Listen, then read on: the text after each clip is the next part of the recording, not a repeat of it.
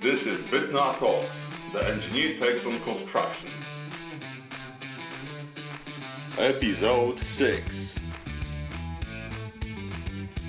Hi, I'm BYTNAR.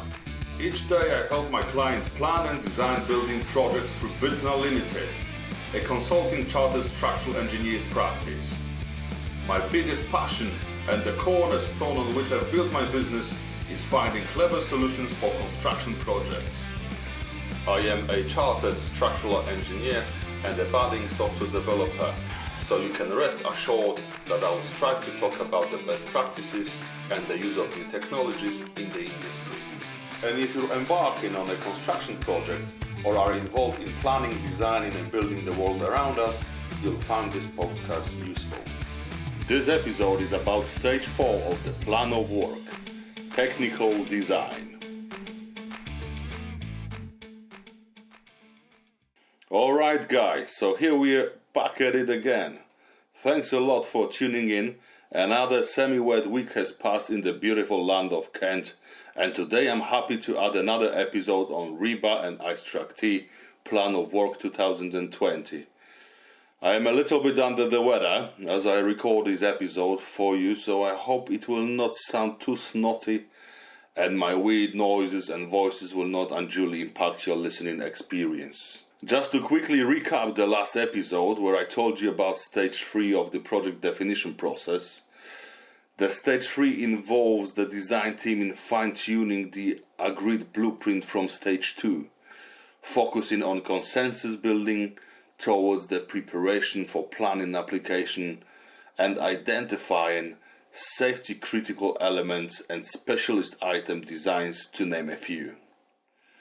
It serves a crucial phase for strategic planning, setting the stage for in-depth project definition in subsequent stages, but caution was advised on premature tendering at this point, as the overall goal of the stage is to solidify the shared vision for successful project delivery, not a production of sufficient design and specification for pricing. Now, we move to the stage where everything should be defined and tied together. So without further ado, let's get to it.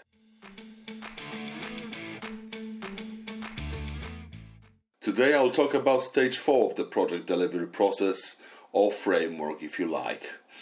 This is the 6th episode of the plan of work, a process which outlines the stages of a construction project: conception, definition, delivery and operation, providing a structured framework for architectural and construction professionals.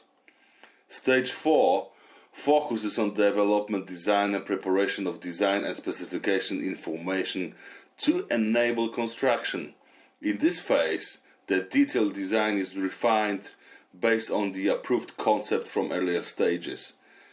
Key considerations include technical specifications, regulatory compliance, and coordination with various specialists. Stage 4 lays the groundwork for the construction phase by creating a comprehensive and detailed plan that ensures the project's successful execution and allows to discharge legal requirements of the design teams.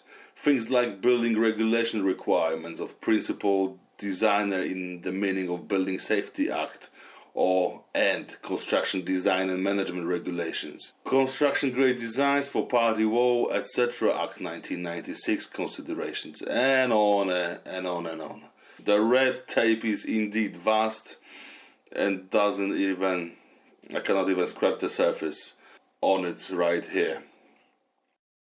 When I talk about the stage 4 today, I'll talk about 5 different points there. I will talk about the architect's perspective, architect's take on it. Then I'll move to the structural engineer's perspective. And in the next point, I will expand on the intricacy of that approach and why indeed there is a stage 4.5 subdivision in that process as defined by ice track T. I will tell you then perils of too precise definitions and perils of not enough information as a result of this stage.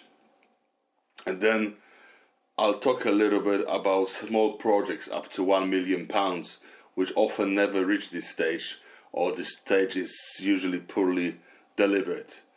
But that's a usual case in the smaller projects, where time equals costs, equals fees, equals the client's approach. No way I pay for this. So not to faff about too much, let's get to the main part of this material, shall we? Let's go.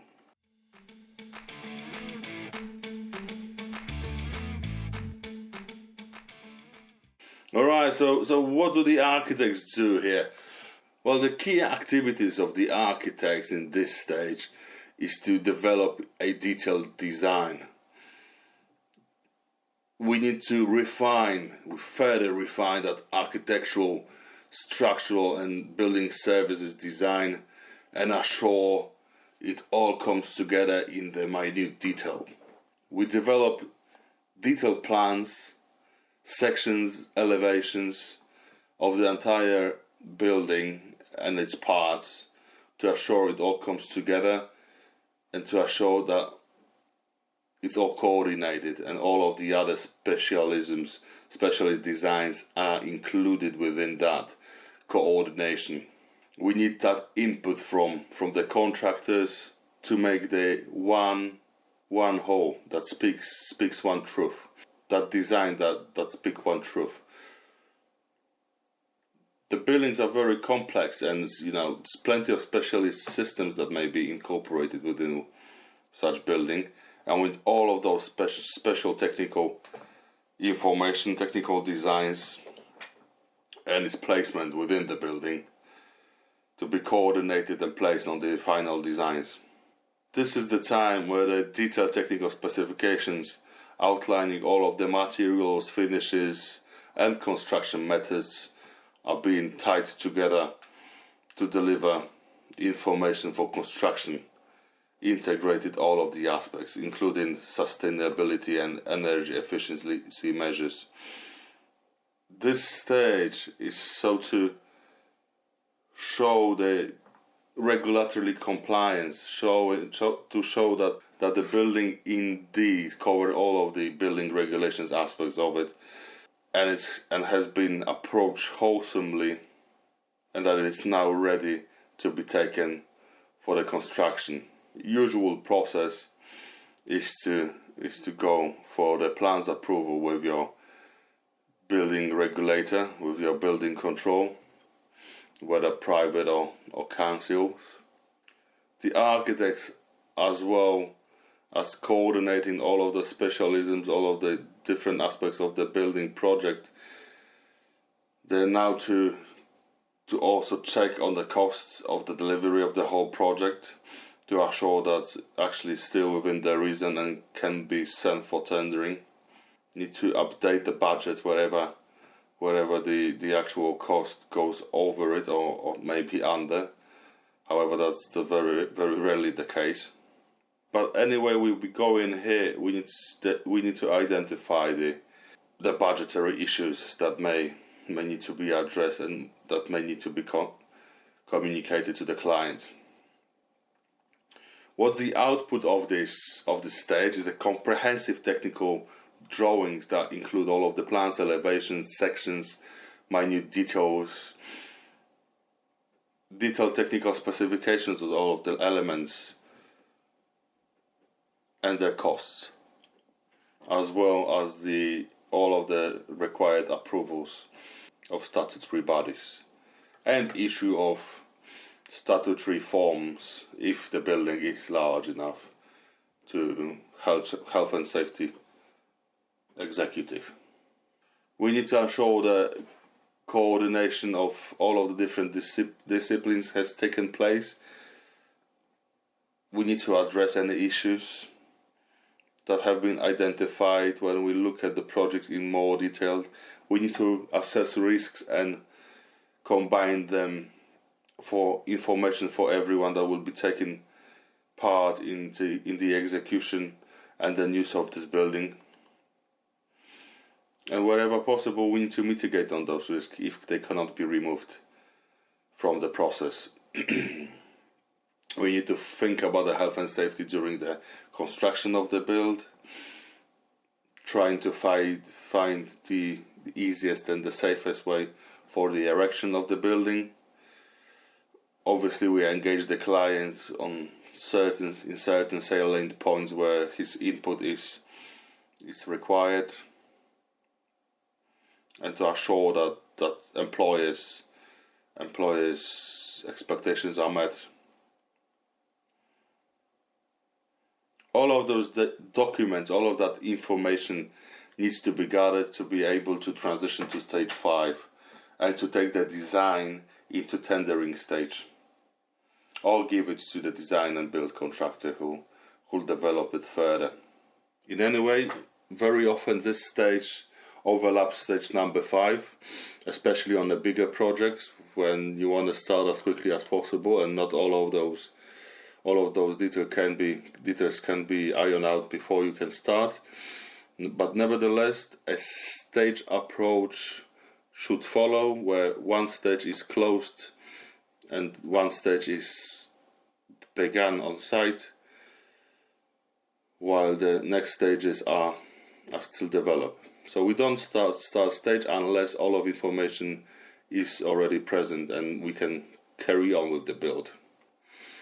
What engineers do in this stage, they ensure that the design is developed to its final detail, and that all the required information is coordinated in detail with architectural aspects and layouts and build-ups of all different elements. Engineers will liaise with and coordinate with specialist designers, making sure that everything fits well together, and that all the considerations for the design of the main structure is still viable for the specialist input, or whether their design is correct for the specified performance and behavior. Things like cladding, glazing, balustrades, steel and concrete connections of main elements, but also ancillary elements.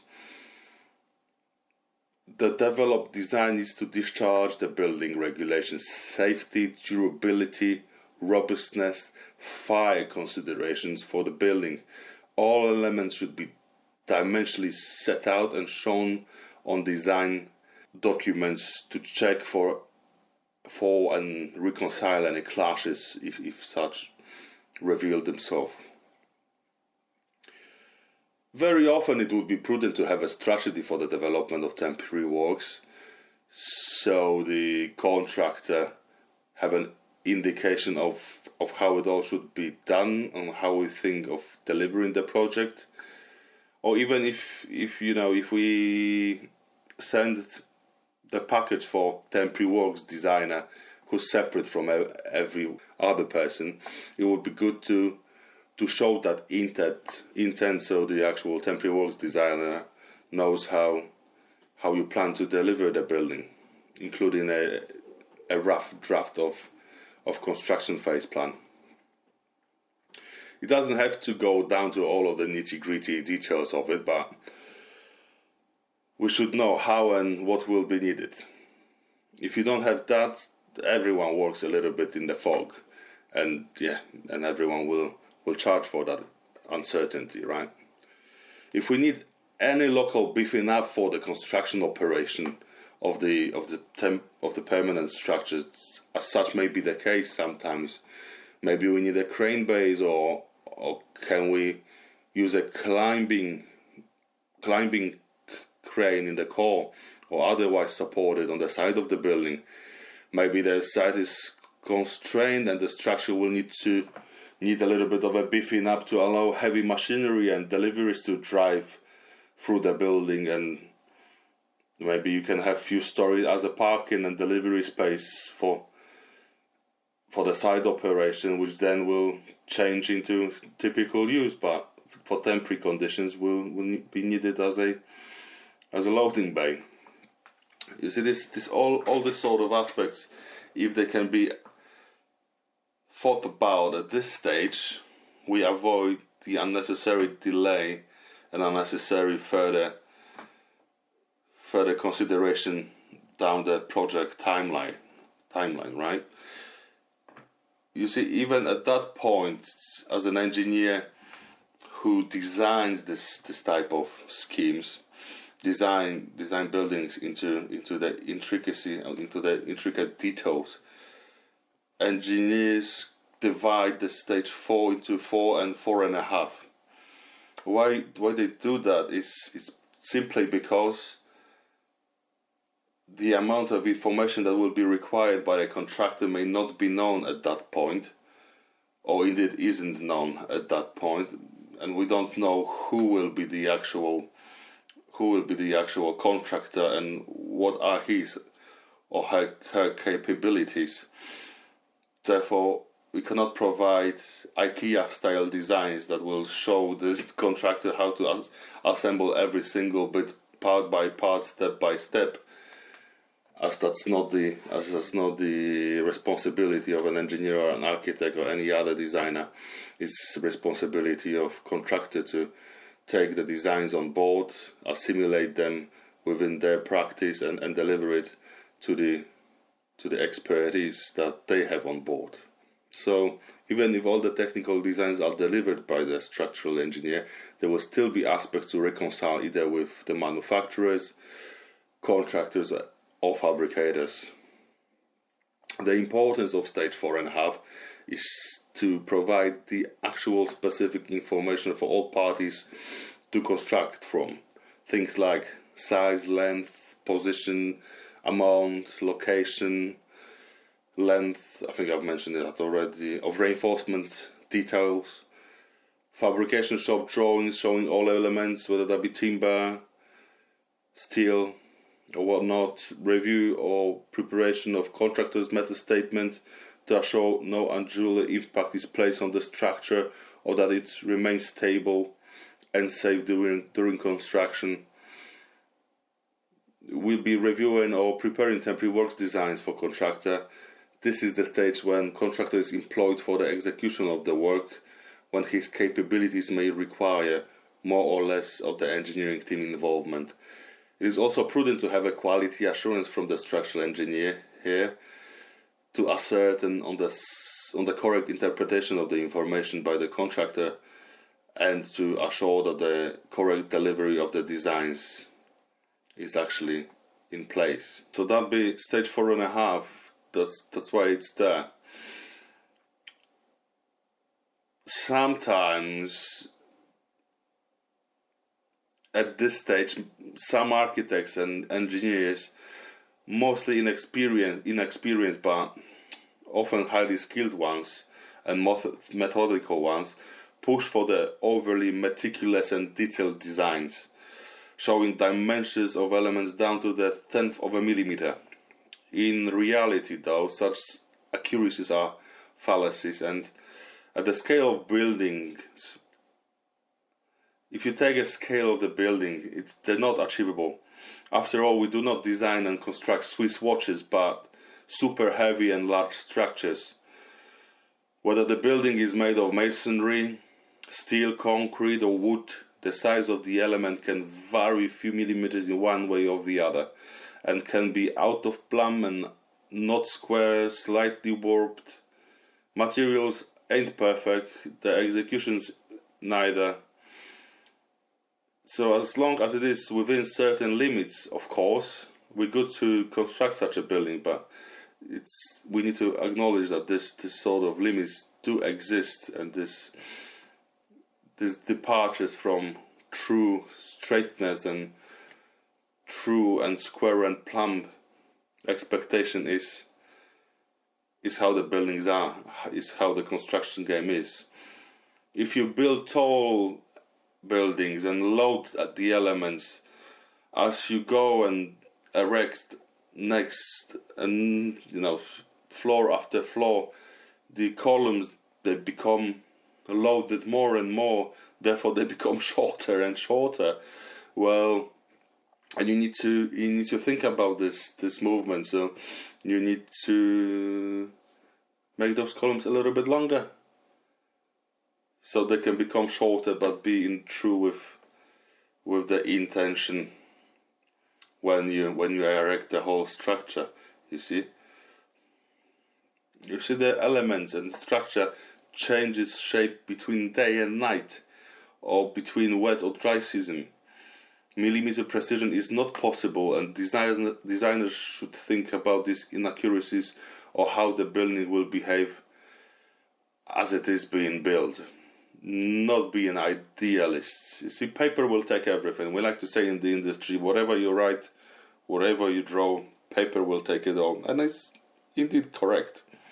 But in truth, buildings aren't perfect, and how they're being assembled together isn't perfect. In my practice, I often find plenty of such rework just because the designers thought that buildings come together as drawn, either not allowing for adjustments in the technical design or not remeasuring elements as they're being built.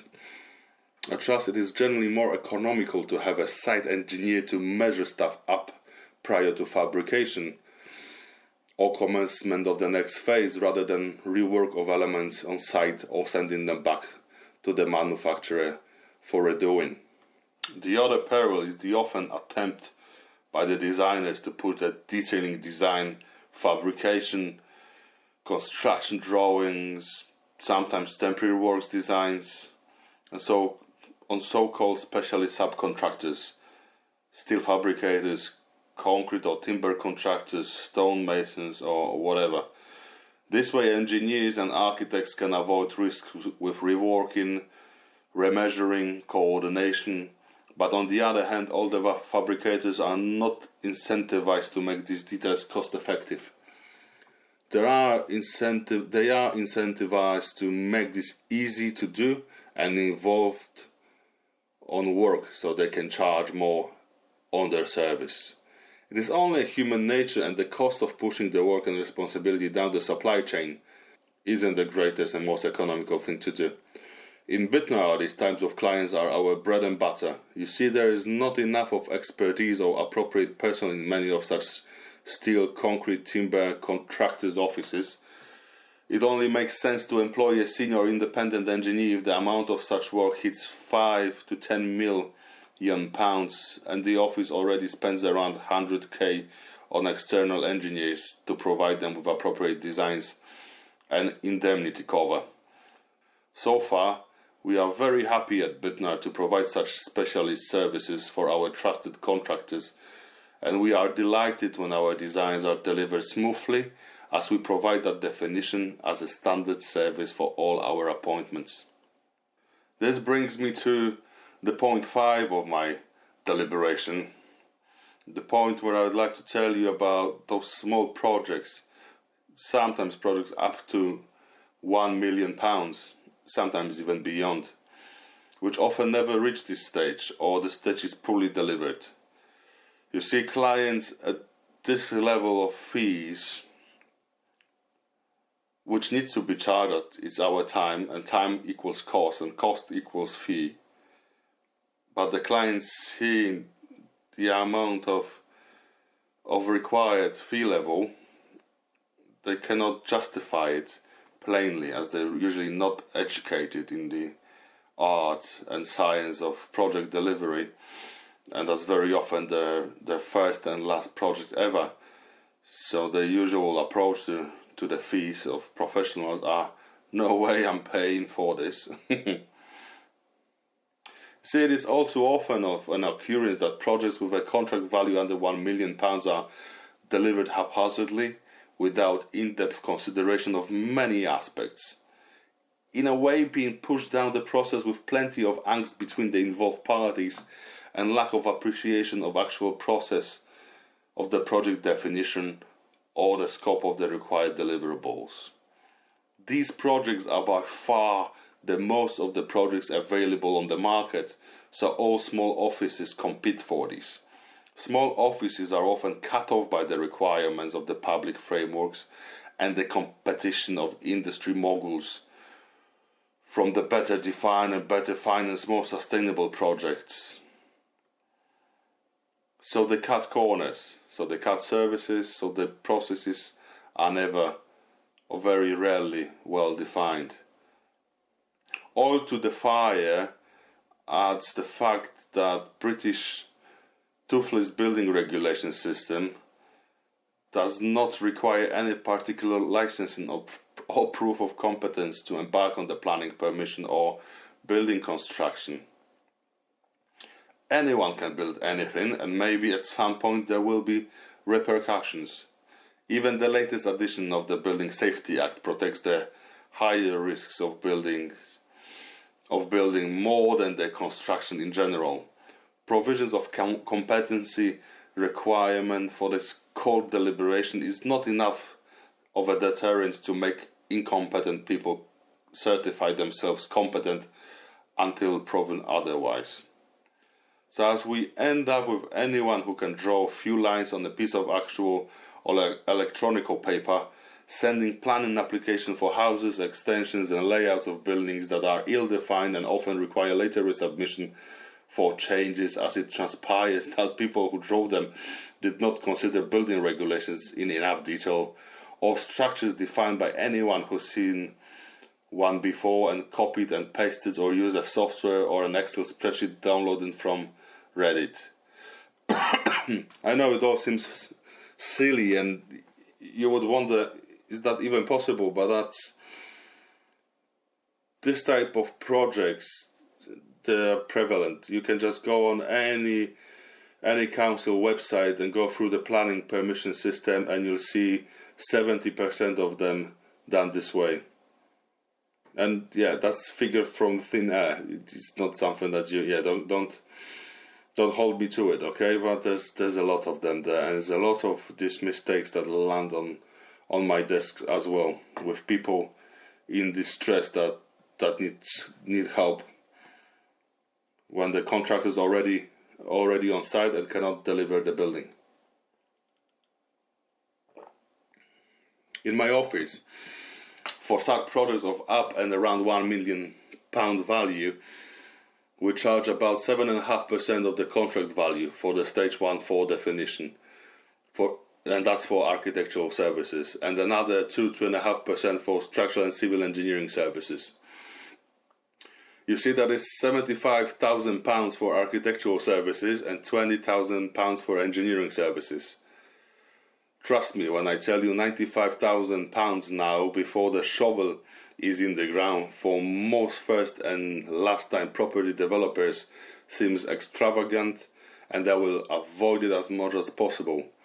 When similar amount will be used for bad work, fragmented and stressful work down the project line, but that cost is hidden. Trust me, no one will go back to say we should have defined it well from the word go. No. All will push to finish the project at whatever cost. Well, there's no other way, right? We need to finish the project however bad it is, and however wasteful it is.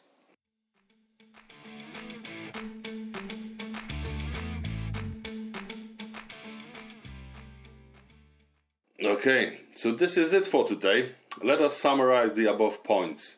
So 1. From the architect's perspective, Stage 4 involves detailed design development, refining architectural, structural and building services designs. This includes collaboration with specialist consultants, integrating technical specifications, ensuring regulatory compliance and monitoring costs. Outputs from this stage include comprehensive technical drawings, detailed specifications, updated cost information, and regulatory approvals. Considerations involve coordination among design disciplines, risk management, and client engagement. Successful completion of Stage 4 paves the way for Stage 5, construction, with a detailed set of documents for the construction phase. Number 2. The structural engineer's role involves meticulous coordination with the architect and specialist designers to ensure the final design details align seamlessly. This includes addressing aspects such as cladding, glazing, balustrades, and connections of main and ancillary elements. The developed design must meet building regulations, safety, durability, robustness, and fire considerations. Dimensional layouts are carefully examined to identify and resolve clashes. Additionally, a strategic approach to temporary works development is considered, assessing the need for local reinforcements, of permanent structures, requirements for crane bases, or structural modifications to facilitate construction operations. The engineer's perspective encompasses a comprehensive evaluation of all elements to guarantee structural integrity and successful project outcome. In the structural engineering process, and that's the point 3, it is essential for providing specific construction details. Despite technical designs being completed, collaboration with manufacturers, contractors and fabricators requires additional intricacies. This stage includes specific details such as reinforcement, size, length, position, quantity and location, as well as producing fabrication shop drawings. Additionally, the review of all preparation of contractors' method statements and temporary works designs ensures that construction does not compromise structural stability and safety during construction. As the contractor is engaged for execution, the level of engineering team involvement may vary based on capabilities of that contractor. Quality assurance measures from the structural engineering team further ensures correct interpretation and accurate delivery of designs during this critical construction phase. Point 4. The perils of overly precise design include unrealistic expectations of millimeter accuracy in building construction, leading to site rework due to unavoidable variations. Building elements can fluctuate in size and alignment due to factors like weather, temperature, and construction processes. Furthermore, relying solely on specialist subcontractors for detailing, fabrication, and construction stages can also be problematic. While it may alleviate some risk for architects and engineers, it often results in less cost-effective solutions as subcontractors prioritize ease and increased charges. And point number 5, small projects with a contract value under £1 million often struggle to reach or poorly deliver stage 4 of the RIBA process due to time, cost and fee constraints. The competitive nature of small project bidding, combined with limitations in the access to public frameworks and industry giants dominating the realm, puts pressure on smaller offices. The lax British building regulation system, lacking licensing or proof of competence, allows anyone to undertake planning or construction without stringent requirements, further driving down quality and price. So this is it, folks. I hope you've enjoyed it. I hope you find something useful for yourself. This is the end of the main body of this podcast. Now let's move on to a few words from me. Shall we?